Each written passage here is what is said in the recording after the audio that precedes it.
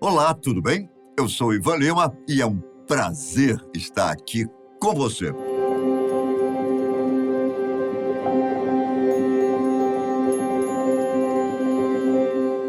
Muito se fala da famosa Área 51, situada no estado de Nevada, nos Estados Unidos, como sendo a base secreta onde se localiza um centro de pesquisas e estudos sobre OVNIs, que teriam se acidentado no deserto e levados para lá. O governo norte-americano refuta esse tipo de declaração, afirmando até mesmo que a base não é secreta. Em contrapartida, tudo o que acontece dentro de seu perímetro é considerado informação confidencial. O que se sabe com certeza sobre a base de Nevada é que lá são desenvolvidos e testados projetos de armas e aeronaves experimentais, denominados de projetos negros. Estes, sim, possuem classificação como superconfidenciais, por se tratarem de documentos e equipamentos militares que não podem ser compartilhados com ninguém que não esteja diretamente envolvido com eles. No entanto, não é somente a Área 51 que possui a fama de ser uma base secreta voltada aos estudos de OVNIs. Há uma história interessante também sobre a base aérea Wright-Patterson, localizada no estado de Ohio, a 16 quilômetros de Daytona. É uma base ainda em plena atividade, onde são controlados diversos serviços voltados a 60 unidades associadas da Força Aérea Norte-Americana. Entre esses serviços estão a operação do espaço aéreo, a manutenção de toda a infraestrutura e segurança, as comunicações, assistência médica e jurídica, entre outros. A partir de julho de 1947, a base foi utilizada para estudos de objetos voadores não identificados, ou OVNIs, como vocês conhecem. Mas teve os arquivos transferidos na década de 70 para o Centro de Pesquisa Histórica da Força Aérea e, em seguida, para o Serviço Nacional de Registros e Arquivos, em Washington. A base, contudo, ainda guarda segredos velados. Mas que segredos seriam esses, hein? Durante anos, correram rumores de que, nesta base em Ohio, existiriam salas, hangares e câmaras subterrâneas altamente classificadas, isto é, de conteúdo super secreto e de acesso limitadíssimo, onde estariam os restos mortais de criaturas alienígenas e destroços da nave em que estavam, que supostamente sofreu um acidente antes de ser capturada.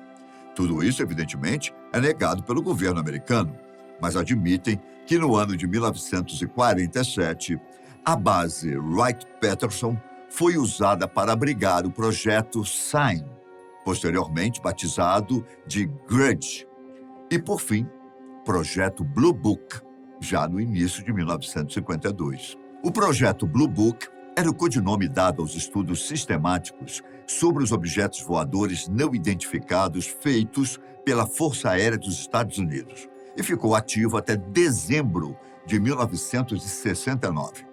Os dois objetivos principais do projeto eram, nomeadamente, determinar se os OVNIs eram uma ameaça à segurança nacional e analisar cientificamente os dados relatados sobre os avistamentos. Naqueles anos, milhares de relatos sobre objetos voadores não identificados foram coletados, analisados e, enfim, arquivados. Um relatório denominado Condon, no entanto, concluiu que era improvável que o estudo de OVNIs produzisse descobertas científicas importantes. Então, em 1969, após a revisão dos relatórios feitos pela Academia Nacional de Ciências, o projeto Blue Book foi desativado. Com este último relatório, a Força Aérea chegou à conclusão de que, primeiro, nenhum OVNI relatado, investigado e avaliado pela Força Aérea jamais indicou ser realmente uma ameaça à segurança nacional dos Estados Unidos.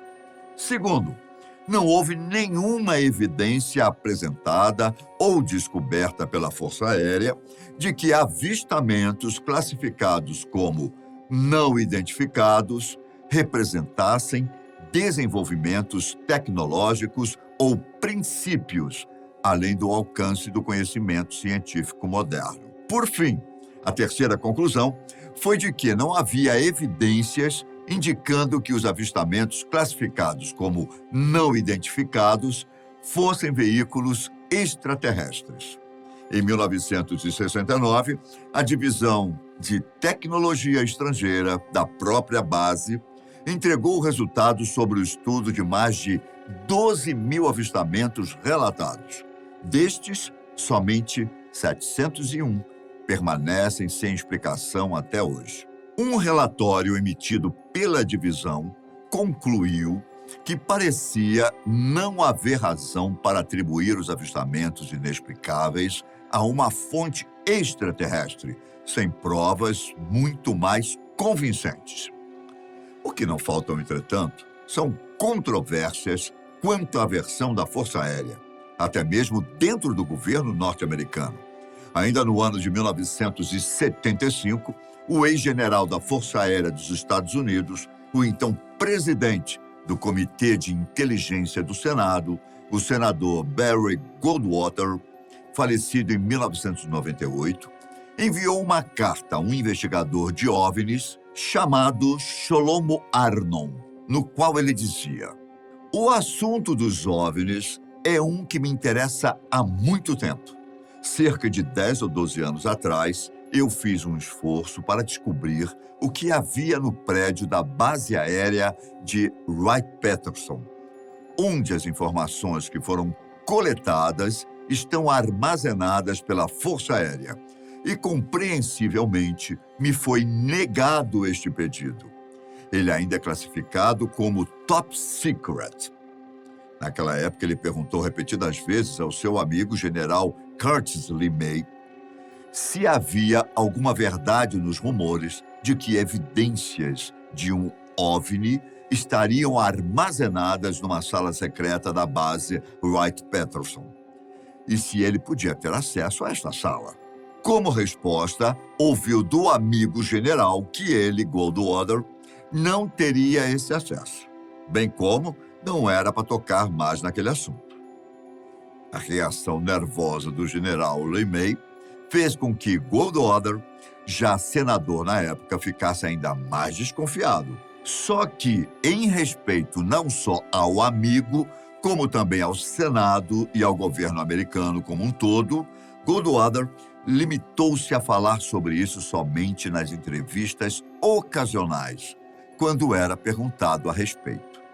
Tanto que, em 1988, numa participação no programa Larry King Show, ele foi indagado se achava que o governo americano escondia evidências sobre a existência de OVNIs. Ele respondeu claramente que sim, e ainda acrescentou que, além de acreditar em vidas alienígenas, o governo americano mantinha como altamente secretas as investigações sobre objetos voadores não identificados. Além disso, afirmou que todos só iriam descobrir se as Forças Armadas liberassem seus relatórios. Outro militar norte-americano que tentou fazer sua própria investigação foi Leonard Stringfield, ex-oficial da inteligência da Força Aérea dos Estados Unidos, durante a Segunda Guerra Mundial. Posteriormente, se tornou ufólogo e escritor de vários livros sobre este assunto. De acordo com Stringfield, havia um local dentro da base de Wright-Patterson chamado de Hangar 18, onde teriam evidências surpreendentes de materiais ufológicos, como detritos e até corpos de seres alienígenas guardados a 7 chaves e longe dos olhares curiosos. Stringfield teria coletado dados suficientes para tentar provar que isso era verdadeiro e não uma suposição. Num relato ainda mais ousado, ele disse que um conhecido de nome Richard Mark levou sua esposa ao Museu da Força Aérea, anexo à base Wright-Patterson, para um passeio. Enquanto a esposa de Richard se encantava com o foguete V-2 alemão, capturado pelo exército americano, ele se afastou e acabou se perdendo nos corredores. Tentando seguir seu instinto, Richard andou por um corredor até chegar em uma porta dupla, com um adesivo colado, onde se lia as palavras "Fora do limite". Curioso e sozinho, Richard seguiu e não demorou muito para dar de cara com um ser de estatura baixa, olhos grandes, desprovido de nariz, a boca parecia uma pequena fenda. A criatura, que ele achou incrível, olhou fixamente para ele. Os dois ficaram se olhando por alguns segundos, até que Richard, que parecia estar entorpecido com aquele encontro, arriscou um "Hi". Ainda de acordo com o que Richard disse a Stringfield, a criatura teria apontado um dedo longo para o seu rosto quando o alarme do local soou. Imediatamente, o pequeno ser saiu correndo para o lado oposto. Richard fez o mesmo, indo para a direção de onde veio. Durante o corre-corre, o homem viu que havia vários policiais no interior do museu, mandando as pessoas evacuarem o prédio. Ele logo se encontrou com sua esposa e os dois saíram de lá com os demais. Mais tarde, Richard ficou sabendo que a evacuação teria sido ordenada porque houve uma fuga da base, mas não disseram quem havia fugido. Foi então que ele contou à sua esposa sobre seu encontro inusitado num dos corredores do museu e, posteriormente, ao ufólogo Leonard Stringfield. Curiosamente, Richard conhecia um coronel aposentado da Força Aérea que lhe disse, na época, que 2 criaturas alienígenas eram mantidas vivas em Wright-Patterson, numa incubadora desenvolvida exclusivamente para elas. Stringfield declarou: "Alienígenas vivos, soltos, no Museu da Força Aérea?" Fantástico, é claro, mas o complexo é vasto e suas instalações subterrâneas também. É concebível essas criaturas terem cruzado pelos guardas nas passagens e emergido em uma câmara superior do museu. O ufólogo ainda completou: "Minhas opiniões sobre tudo isso? Eu gostaria de poder acreditar. Porém, o fato é que eu não posso, pelo menos, não sem uma quantidade significativa de dados corroborantes. No entanto, não há nenhum. Existem apenas palavras. Se houvesse provas concretas e de domínio público, todos saberíamos. Histórias como essa me intrigam e me frustram, assim como uma grande parte da ufologia." E você, hein? Como encara todas essas questões? Será que os Estados Unidos têm tantos segredos assim, que não podem ser compartilhados com o resto do mundo? Afinal, onde os aliens estão? Deixe sua opinião nos comentários. Obrigado pela companhia, um grande abraço, fique com Deus e até a próxima. Tchau!